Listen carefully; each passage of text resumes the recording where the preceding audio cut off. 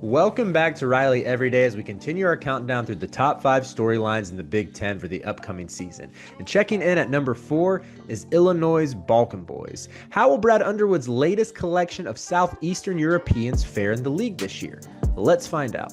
So last offseason, Brad Underwood waded deep into the international waters. Between the beginning of May and the end of June, he landed 3 commitments from outside the U.S. He got Croatian big man Tomislav Visich, Lithuanian point guard Kasparis Yakashonis, and Canadian wing Will Riley. Now, Illinois had an up and down season, though. They started out 12-3 with wins over Mizzou, Wisconsin, and a shellacking of Oregon and Eugene, but they went just 10-10 the rest of the way.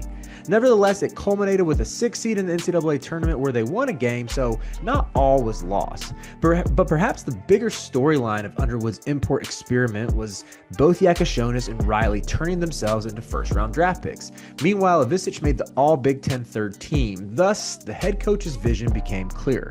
Fast forward to this offseason, and that wade into the international waters evolved into a head-first dive. Underwood retained Visich as a centerpiece, then added 2 imports and 2 more Balkans via the transfer portal.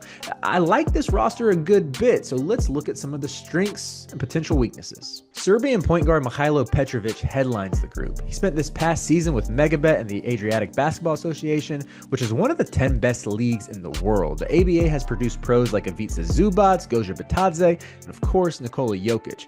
For Mega, Petravvic averaged 14 a game with over 7 dimes a night, and those floor general numbers indicate exactly the type of player he is. He's awesome out of ball screens, just so apt at reading the defense and knowing when to find the open man or get to his own shot.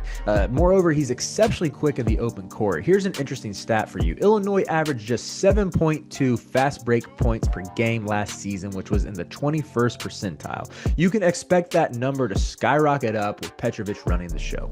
Next up, we have David Murkovich, a Montenegrin forward who also played in the ABA. This past season with SC Derby, he averaged almost 9 points and 6.4 boards per contest. Now, those numbers might not jump out at you, but neither did Big T's when he was in the ABA prior to arriving in Champaign. He averaged just 9-5.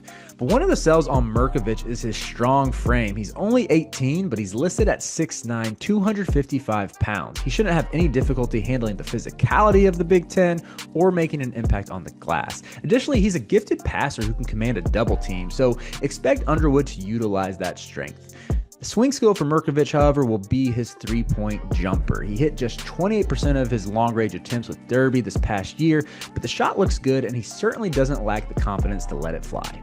Moving to the portal adds, Andrei Stoyakovich comes to Illinois from Cal, and he will certainly feel freedom playing with actual basketball talent. The Serbian-Greek wing, who's the son of Peja, grew up in California, but he still counts for the sake of this exercise. So I'm an ACC guy, therefore I watched a decent amount of Stoyakovich's games last season, and his scoring arsenal is very impressive. He can absolutely kill you in the mid-range and can post up smaller guards, not too dissimilar from former Illinois wing Marcus Domask. He also has some passing chops, and he's a warrior. He played 38 minutes per game across Cal's final 5 contests. However, there are 2 concerns with him.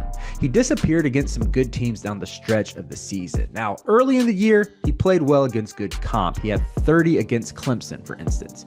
But against UNC in January, he scored just 6 points, only scored 10 against Duke in February, then put up just 4 points against Louisville in March.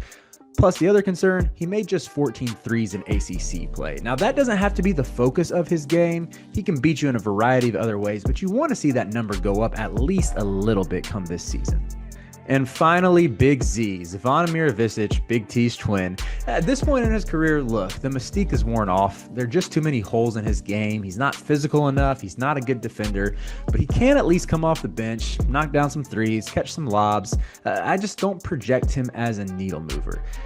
Collectively, though, I think this Illinois team has a chance to improve from last season's results. That could be a little surprising given they lost 2 first-rounders, but having that veteran presence of Petravvic and Stoyakovich on the perimeter, it could yield less erratic results than KJ and Riley. And I know I love both of those players, and they produced, but they were a bit inconsistent through the stretch of Big Ten play, and I think Illinois' record reflected that. The key will be defense, though, because the Illini got back into the top 40 of defensive efficiency last season.